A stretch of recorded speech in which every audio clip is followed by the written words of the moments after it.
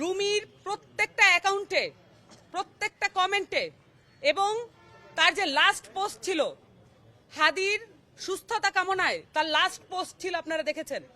এই লাস্ট পোস্টের কমেন্টে পর্যন্ত তাকে বুলিং করা হয়েছে। গত 13ই নভেম্বর রুমি ধানমন্ডি থানায় একটি জিডি দায়ের করে এবং সেখানে অ্যাকাউন্ট এবং ফোন নাম্বার সহ হুমকিদাতাদের লিস্ট সে উপস্থিত করে। আমি আজকে যে কথাগুলো বলবো সেগুলো পুরো বাংলাদেশের মানুষের জন্য বলতেছি, দেশবাসীকে অ্যাড্রেস করে বলতেছি। এনসিপির ধানমন্ডি থানার যুগ্ম আহ্বায়ক রুমি, উনি আজকে সকালে তার ঝুলন্ত মরদেহ উদ্ধার করা হয় এবং রুমি আসলে আমাদের ফ্যাসিবাদ বিরোধী আন্দোলনের একজন সম্মুখ সারির যোদ্ধা ছিলেন। উনি নতুন বাংলাদেশ গড়ার লক্ষ্যে এনসিপিতে কাজ করতে এসেছিলেন। রুমির এই যে তার মরদেহ উদ্ধার এবং তাকে যে অবস্থায় আমরা দেখতে পেয়েছি, এটাকে এনসিপির জায়গা থেকে, জুলাইয়ের সম্মুখ সারির যোদ্ধার জায়গা থেকে আমরা স্বাভাবিকভাবে নিতে পারছি না।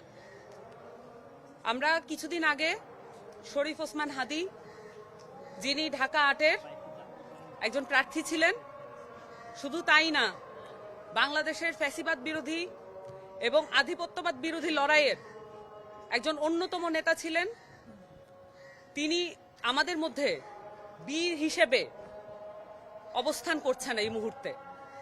আমরা তার সুস্থতা কামনা করে আল্লাহর কাছে ফরিয়াদ করছি। কিন্তু এরই মধ্যে আমরা যখন খবর পাই যে আমাদের সহযোদ্ধা রুমি, তার মরদেহ যখন আমরা এভাবে ঝুলন্ত অবস্থায় পাই, যেমনটা ভাবে হাদির মস্তিষ্ক ভেদ করে যাওয়া বুলেট যেমন আমাদেরকে ছিন্ন ভিন্ন করে ফেলেছে, রুমির ঝুলন্ত মরদেহ আমাদেরকে, এই বাংলাদেশের সকল মানুষকে এবং আমরা যারা এনসিপি সহ অন্যান্য যারা জুলাইয়ের সম্মুখ সারির যোদ্ধা ছিলেন, সকলকে এই ঝুলন্ত অবস্থায় আমরা দেখতে পাচ্ছি। আমরা দেখেছি জুলাই ঘোষণাপত্রে জুলাইয়ের যারা সম্মুখ সারির যোদ্ধা, যারা শহীদ পরিবার এবং যারা আহত হয়েছেন, যারা এই পুরো অভ্যুত্থানে সক্রিয় অংশগ্রহণ করেছেন, তাদের নিরাপত্তার কোনো ব্যবস্থা করা হয় নাই। আমরা এও দেখেছি জুলাই সনদ এবং সংস্কার নিয়ে দিনকে দিন আলাপ কমিয়ে দেওয়া হচ্ছে। এমত অবস্থায় যখন পুরো দেশটাকে একটা এমন নির্বাচনের দিকে ঠেলে নিয়ে যাওয়া হচ্ছে, যেই নির্বাচনে কিভাবে পুলিশ বাহিনী, আইন শৃঙ্খলা বাহিনী এবং অন্যান্য যে নির্বাচন কমিশন সহ এই রাষ্ট্রীয় সংস্থাগুলো কিভাবে কাজ করবে সেটার কোনো সঠিক কোনো রোডম্যাপ নাই। একই সাথে নির্বাচন কমিশন শরীফ ওসমান হাদির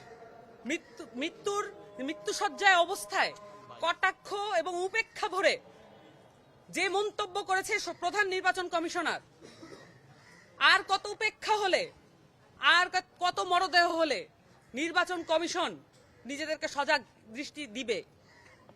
আমরা বারংবার বলে এসেছি এনসিপির জায়গা থেকে, পূর্ববর্তীতে আমাদের যে শাপলা নিয়ে, শাপলা কলি না শাপলা, এই বিষয়ে যখন আলোচনাগুলো চলছিল, আমাদের আলাপগুলো কখনোই নির্বাচন কমিশনের আমাদেরকে কি প্রতীক দেওয়া হবে এই বিষয়ক ছিল না।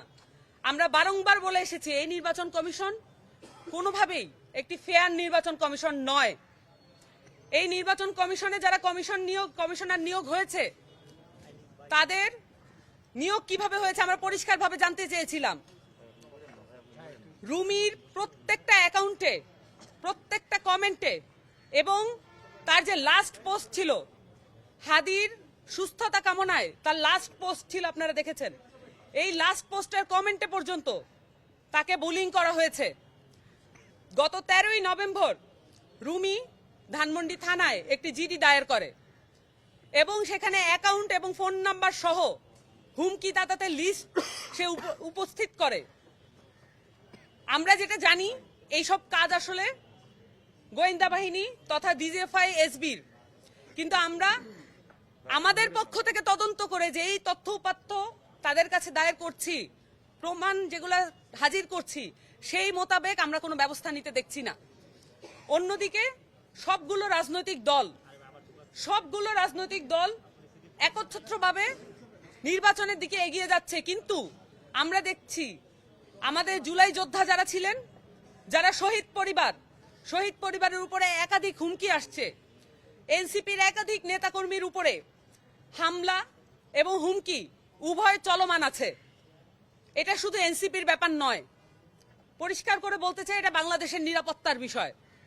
এখানে দিল্লি, পিন্ডি এবং নিউ ইয়র্কের আধিপত্যবাদ বিরোধী যত সংগ্রামী যোদ্ধা আছে সকলের প্রতি, সকলের জীবনের প্রতি হুমকি আছে।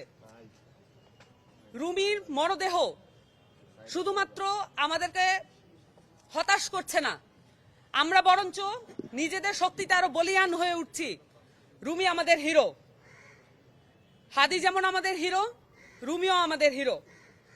আমরা মনে করি সামনের যে আধিপত্যবাদ বিরোধী সংগ্রাম, সেখানে হাদি এবং রুমি তারা আমাদেরকে সাহস এবং শক্তিতে বলিয়ান করবে।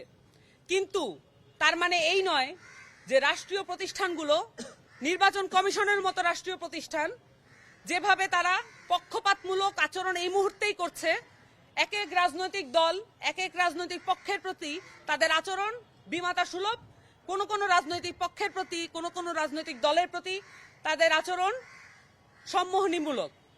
তো সেই ক্ষেত্রে আমি পরিষ্কার করে বলতে চাই, রাষ্ট্রীয় প্রতিষ্ঠানগুলো এবং আমাদের নির্বাচন ব্যবস্থা সংস্কার এবং সনদের প্রতি আমাদের মনোযোগ দেওয়া উচিত। সম্ভবত আমরা সেখান থেকে মনোযোগ সরিয়ে ফেলছি। আমরা আমাদের জুলাইয়ের যত সম্মুখ সারির যোদ্ধা আছে, আমাদের যত আহত আছে এবং শহীদ পরিবার আছে, এবং সবার যারা মাঠে ময়দানে এখনো লড়াই করে চলছেন, রাজপথে যত লড়াই করে চলছেন, রুমির মৃত্যু আমাদেরকে ভয় দেয় না, আমরা বরঞ্চ সাহসে বলিয়ান হচ্ছি। রুমি এবং হাদি আমাদের হিরো। আমরা মনে করি যে আমরা শাহাদাতকে ভয় পাই না, কিন্তু তার মানে এই নয় রাষ্ট্রের যে দুর্বলতা এবং আইন শৃঙ্খলা বাহিনীর যে দুর্বলতা, একই সাথে এই ময়না তদন্ত এবং পুলিশি তদন্ত কিভাবে হবে সেটার প্রতি আমরা কিন্তু সজাগ দৃষ্টি রাখবো। এখানে কোনোভাবেই যাতে তথ্য গোপন করা না হয়, কোনোভাবেই যাতে যেসব সম্ভাবনা আমরা দেখতে পাচ্ছি সেই সম্ভাবনাগুলো যাতে আড়াল করা না হয়, এই প্রচেষ্টাগুলো ধূলিসাৎ করে দিতে হবে। আমরা একত্র আছি, আশা করি আপনারাও একত্র থাকবেন। কোনোভাবেই জুলাই যোদ্ধাদের চোখ থেকে আড়াল করা যাবে না, সম্মুখ সারির যোদ্ধাদের চোখ থেকে আড়াল করা যাবে না, তরুণ জনগোষ্ঠীকে চোখ থেকে আড়াল করা যাবে না।